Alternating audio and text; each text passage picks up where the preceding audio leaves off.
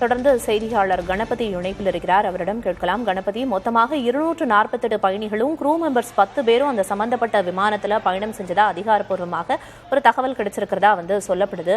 இப்ப அங்க இருக்கக்கூடிய தற்போதைய நிலை என்ன? இந்த விபத்து குறித்த தகவல் கிடைத்தவுடன் உள்துறை அமைச்சர் அமித்ஷா விமான போக்குவரத்து துறை அமைச்சர் ராம்மோகன் ராவை தொடர்பு கொண்டு பேசியிருக்கிறார். ராம்மோகன் நாயுடு அங்கிருந்து உடனடியாக புறப்பட்டு தற்போது அகமதாபாத் நகருக்கு செல்வதற்கான ஏற்பாடுகள் நடைபெற்றுக் கொண்டிருக்கின்றன. அடுத்தபடியாக சூரத்தில் இருந்த குஜராத் முதல்வர் தற்போது அங்கிருந்து புறப்பட்டு அகமதாபாத் நகருக்கு வந்து கொண்டிருக்கிறார். ஆகவே மிகப்பெரிய விபத்து நிகழ்ந்திருக்கிறது. அனைவருமே அங்கு நேரில் சென்று சம்பந்தப்பட்டவர்கள், அதாவது விமான போக்குவரத்து துறை அமைச்சர், குஜராத் முதல்வர் ஆகியோர் நேரடியாக அங்கு சென்று மீட்பு பணிகளையும் மற்றும் பிற பணிகளையும் கண்காணிக்க இருக்கின்றனர். அத்துடன் உள்துறை அமைச்சர் அமித்ஷா அகமதாபாத் போலீஸ் ஆணையரையும் தொடர்பு கொண்டு பேசியிருப்பதாகவும் தகவல் கிட்டியிருக்கிறது. இப்போது தீயணைப்பு படையினர் மற்றும் காவல்துறையினர் அங்கு மீட்பு பணிகளில் ஈடுபட்டிருக்கும் சூழலிலே தேசிய பேரிடர் மீட்பு குழுவும் அங்கே அனுப்பப்படுகிறது. அதற்கான ஏற்பாடுகளும் செய்யப்பட்டுக் கொண்டிருக்கின்றன.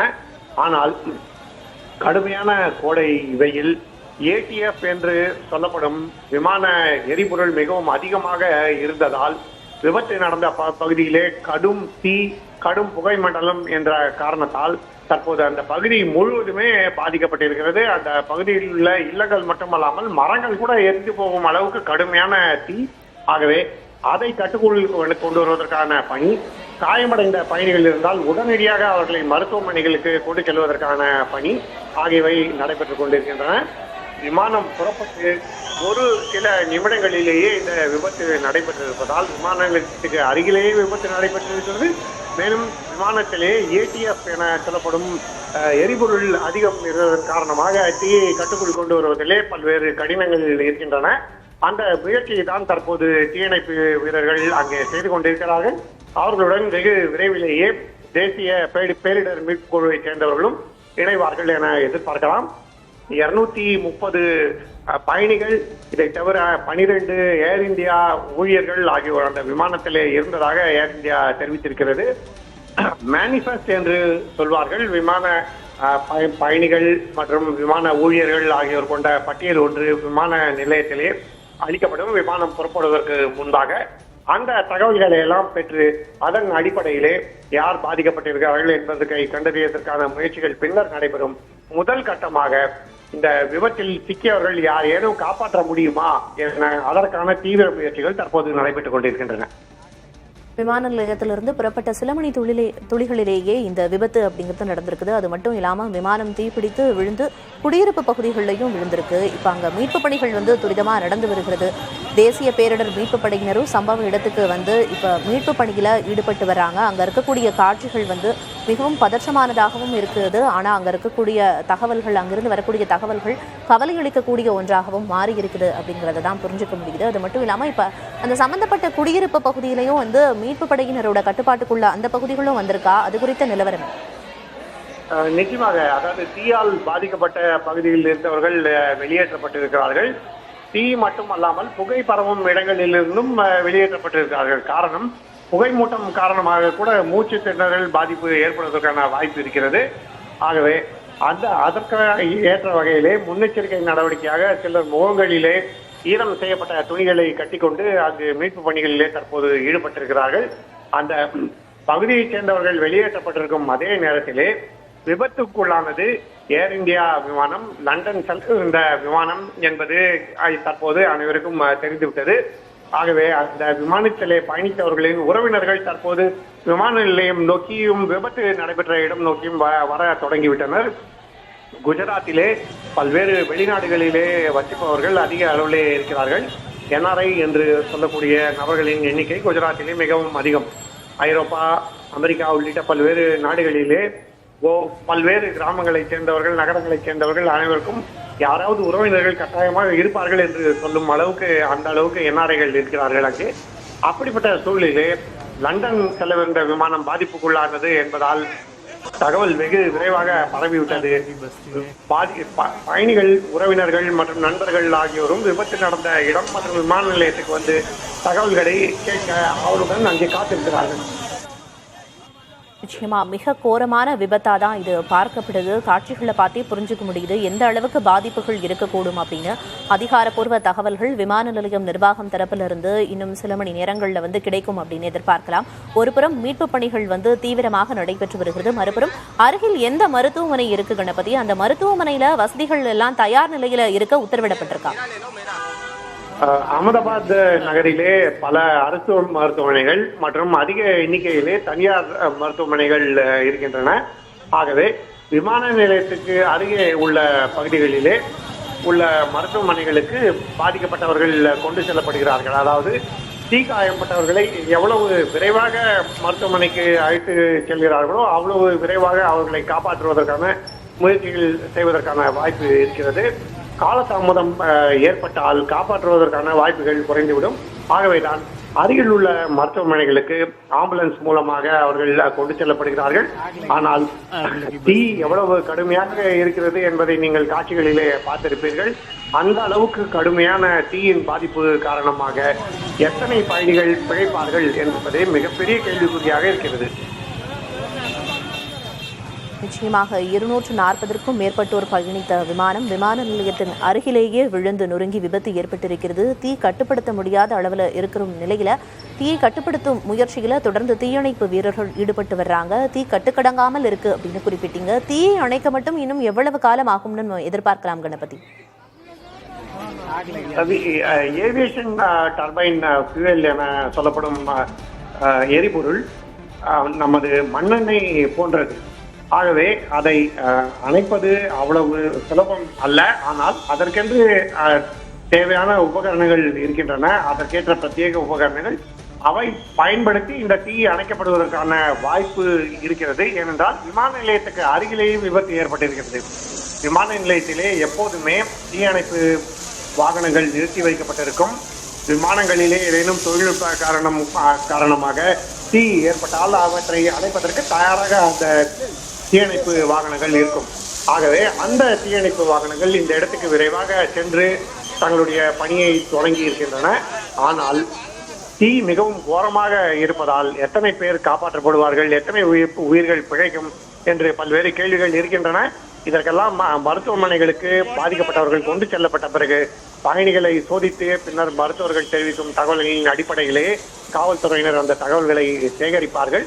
ஆகவே எவ்வளவு விரைவாக மருத்துவமனைகளுக்கு கொண்டு செல்லப்படுகிறார்கள், எவ்வளவு விரைவாக அவர்களுக்கு சிகிச்சை அளிக்கப்படுகிறது என்பதை பொறுத்தே பிழைப்பதற்கான வாய்ப்பு அமையும். ஒருபுறம் கட்டுக்கடக்காமல் எரியும் தீயை கட்டுப்படுத்தும் பணிகளில் தீயணைப்பு வீரர்கள் ஈடுபட்டு வர்றாங்க. மறுபுறம் வந்து பாதிக்கப்பட்ட பயணிகளையும் குடியிருப்பு வாசிகளையும் மீட்டு மருத்துவமனைக்கு கொண்டு செல்லும் பணி அப்படிங்கிறது தீவிரமாக நடந்து வருகிறது. முன்னாடியே குறிப்பிட்டீங்க கணபதி, இங்க குடியிருப்பு வாசிகள் வந்து நிறையவே இருக்காங்க. பாதிக்கப்பட்டவங்களை தாண்டி மூச்சுத்திணறல் பிரச்சனை ஏற்படும் அப்படிங்கிறதன் காரணமா அங்கிருந்து பொதுமக்கள் வெளியேற்றப்பட்டு வர்றாங்க. அப்படின்னா அவங்க வெளியேற்றப்பட்டு பாதுகாப்பான இடங்கள்ல தங்க வைக்கப்படுறதுக்கு என்னென்ன ஏற்பாடுகள் செய்யப்பட்டிருக்கு, அது குறித்த உத்தரவு ஏதேனும் மேலதிகாரிகள் கிட்ட இருந்து வந்திருக்கா? இப்போதைக்கு அங்கே குஜராத் அதிகாரிகள், அரசு அதிகாரிகள் அங்கே விரைந்திருக்கிறார்கள். பகுதி மக்கள் தங்களுடைய இல்லங்களிலிருந்து வெளியேறும்படி அவர்களுக்கு கோரிக்கை வைக்கப்பட்டிருக்கிறது. ஆனால் தங்க வைப்பதற்கான ஏற்பாடுகள் போன்றவை இவ்வளவு விரைவாக செய்வதற்கு வாய்ப்பில்லை. ஆகவே பெரும்பாலானோர் அருகில் உள்ள வெட்ட வெளிகளிலே, அதாவது திறந்த வெளி சாலை ஓரங்கள் போன்ற இடங்களிலே காத்திருக்கிறார்கள். எப்போது இந்த தீ கட்டுக்குள் கொண்டு வரப்படும், தீ கட்டுக்குள் கொண்டு வரப்பட்ட பிறகு புகை மண்டலம் எப்போது அடங்கும், அந்த புகை மண்டலம் அடங்கிய பிறகுதான் எந்தெந்த இல்லங்களின் மேல் இந்த விமானம் விழுந்து நொறுங்கியது, அங்கு தீப்பிடித்ததால் எந்த பாதிப்பு எந்த அளவுக்கு ஏற்பட்டது என்றெல்லாம் தெரிய வரும். ஆகவே இவர்கள் தற்போதைக்கு காத்திருக்க வேண்டிய சூழலே இருக்கிறது. பத்திரமான சூழல் ஏற்பட்ட பிறகு மட்டுமே இவர்கள் தங்களுடைய இல்லங்களுக்கு அருகே செல்ல அனுமதிக்கப்படுவார்கள். ஏனென்றால் தீ அணைக்கப்பட்டாலும் அங்கே உள்ளே பாதிப்பு சிறிது நேரத்துக்கு அடங்குவதற்கு அவகாசம் தேவை. தீ அணைக்கப்பட்ட பிறகும் உள்ளே வேறு ஏதேனும் பொருட்கள், பற்றி எரியக்கூடிய பொருட்கள் இருந்தால் வெப்பத்தின் காரணமாகவே பற்றி எறிய வாய்ப்பு இருக்கிறது. ஆகவே உடனடியாக பொதுமக்கள் தங்களுடைய பாதிக்கப்பட்ட இல்லங்களுக்கு செல்வதற்கான வாய்ப்பு இல்லை. ஆகவே அவர்கள் அருகிலேயே காத்திருக்க வேண்டிய சூழலை தற்போது நிலவுகிறது. அங்க இருக்கக்கூடிய தற்போதைய களச்சூழல் என்னென்ன நடவடிக்கைகள் எல்லாம் எடுக்கப்பட்டு வருது அப்படின்னு குறிப்பிட்டீங்க. இப்ப மற்ற விமானங்களுக்காக அங்க வேறு சில பயணிகளும் விமான நிலையத்துல காத்திருக்கும் சூழலும் இருந்துச்சு அப்படின்னு குறிப்பிட்டீங்க. அவங்களுக்கு விமான நிலைய நிர்வாகம் தரப்புல இருந்து என்னென்ன அறிவுறுத்தல்கள் எல்லாம் கொடுக்கப்பட்டிருக்கு, அவங்க மேலும் பதற்றம் அடையாம இருக்க? விமான நிலையத்தை சேர்ந்தவர்களுக்கு பலருக்கு உடனடியாக தகவல் தெரிந்திருக்கிறது. ஏனென்றால் இந்த விமானம் படிப்படியாக உயரம் குறைந்து தரையை தொட்டது, அதாவது கீழே விழுந்த உடனேயே பற்றி எரிந்திருக்கிறது. பெரிதாக வெடித்தது போல உடனடியாக தீப்பிழம்பு எழுந்திருக்கிறது. அதற்கு பிறகுதான் தொடர்ச்சியாக தீ புகை மண்டலம் என்றெல்லாம் ஏற்பட்டிருக்கிறது. ஆகவே விமான நிலையத்திலே இருந்த ஊழியர்கள் உள்ளிட்டோர், ஏர் இந்தியா ஊழியர்களும் சேர்த்து அனைவருமே சத்தத்தை கேட்டிருக்கிறார்கள். அதன் பிறகு தீ பிழம்பு பெரிதாக எழுந்ததையும் பார்த்திருக்கிறார்கள். ஆகவே அவர்கள் மீட்பு பணிகளுக்கு உடனடியாக சென்றிருக்கிறார்கள். மேலும் மேலதிகாரிகளுக்கும் தகவல் கொடுத்திருக்கிறார்கள். காவல்துறையினர், தீயணைப்பு துறையினர், மாவட்ட நிர்வாகம் போன்றவர்களுக்கும் தகவல் அளித்திருக்கிறார்கள். ஆனால் தீ மிகவும் கட்டுக்கடங்காமல் எரிந்திருக்கிறது என்றால், விமானம் என்பது ஹைலி கம்பஸ்டபிள் என்றால் அதிலே எரிபொருள் எந்த அளவுக்கு நிரப்பப்பட்டிருக்கும் என்று உங்களுக்கு தெரியும். லண்டன் வரை செல்ல வேண்டும் என்றால் அத்தனை மணி நேரத்துக்கான எரிபொருள் இருந்திருக்கிறது. அது மொற்றமும் தீயிலே பற்றி எரிந்ததால் தான் இப்படி வெடித்தது போல தீப்பிழம்பு எழுந்திருக்கிறதோ என்ற சந்தேகம் இருக்கிறது. ஆகவேதான் உடனடியாக மக்கள் யாருமே அருகில் செல்ல முடியவில்லை. தீயணைப்பு வீரர்கள் மற்றும் மருத்துவர்கள் ஆகியோரும் அங்கே ஆம்புலன்ஸ் எல்லாம் வந்த பிறகு கூட சிறிது நேரத்துக்கு பிறகே அந்த இடத்தை அணுகி பாதிக்கப்பட்ட பயணிகளை மீட்பதற்கான நடவடிக்கைகளை மேற்கொள்ள முயற்சி தொடங்கி இருக்கிறது. ஆகவேதான் பாதிப்பு மிகவும் அதிகமாக இருக்கும் என கருதப்படுகிறது. ஆகவே தற்போது எதனால் இப்படி ஏற்பட்டது என்பதையெல்லாம் பின்னர் ஆய்வு செய்வதற்கு முன்பாக தற்போது உடனடியாக யாரேனும் காப்பாற்ற முடியுமா என்பதற்கான முயற்சிகள் நடந்து கொண்டிருக்கின்றன. அந்த முயற்சி முடிவடைந்த பின் வேறு யாருமே காயத்துடன் இல்லை, யாரையுமே மருத்துவமனைக்கு கொண்டு செல்ல வேண்டிய சூழலிலே அனைவருமே கொண்டு செல்லப்பட்டு விட்டார்கள் என்கிற நிலை ஏற்பட்ட பிறகுதான் பிற பணிகள் தொடரும். அதுவரை தீயணைப்பு வீரர்கள் மற்றும் காவல்துறையினர், மாவட்ட நிர்வாகத்தை சேர்ந்தவர்கள் அனைவருமே இந்த பணியில் தான் தற்போது மும்முரமாக இருக்கிறார்கள். மிக கோரமான விபத்தாகவே இந்த விமான விபத்து அப்படிங்கிறது அறியப்படுது. காட்சிகளை பார்த்தே புரிஞ்சுக்க முடியுது எந்த அளவுக்கு அங்க தீ கொழுந்து விட்டு எரிகிறது. அதை கட்டுப்படுத்தும் பணியில தீயணைப்பு வீரர்கள், மீட்பு படையினர் ஈடுபட்டு வர்றாங்க அப்படிங்கிறதையும் புரிஞ்சுக்க முடியுது.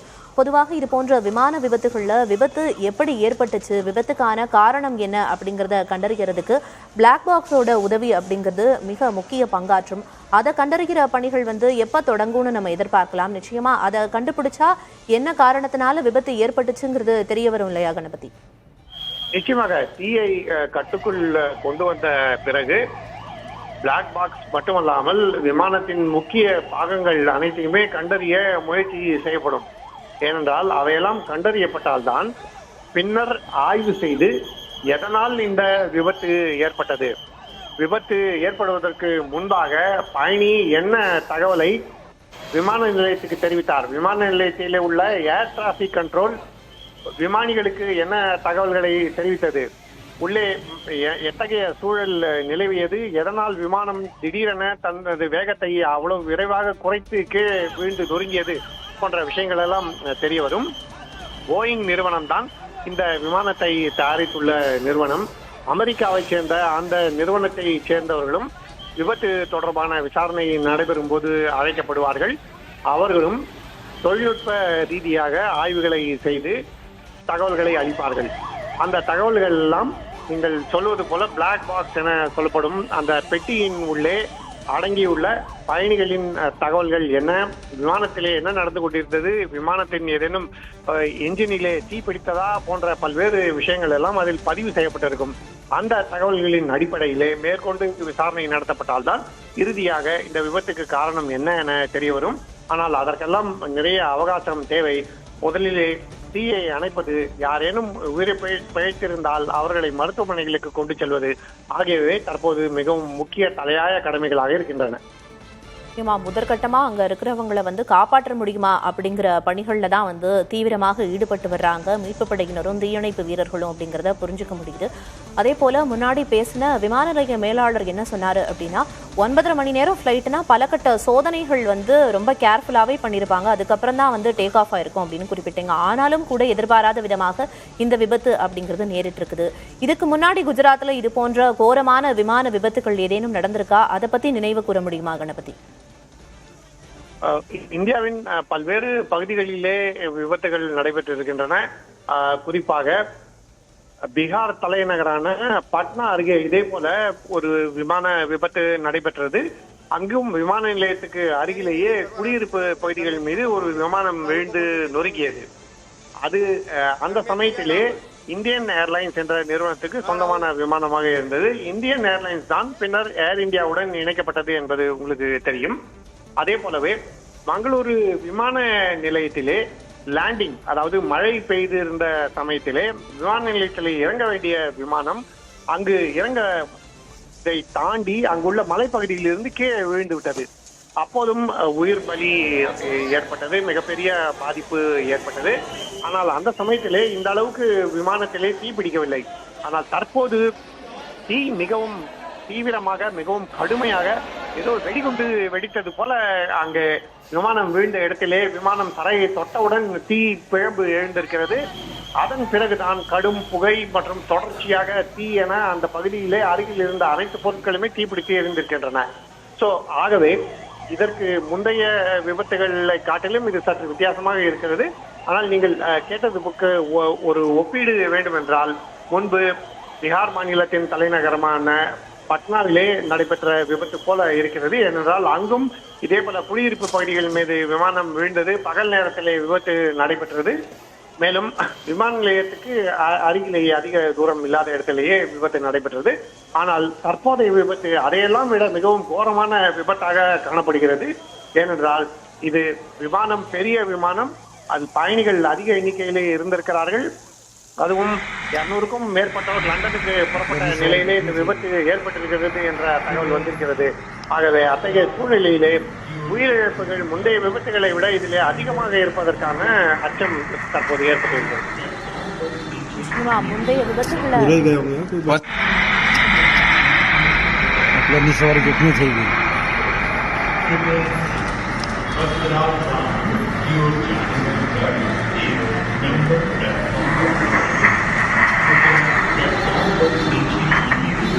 पूरे गए होंगे कोई बात मतलब नहीं, सवारी कितनी चाहिए?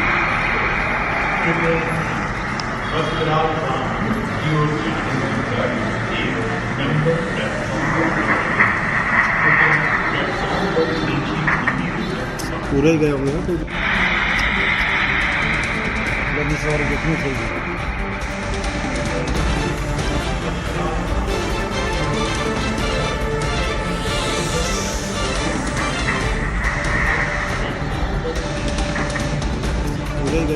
What?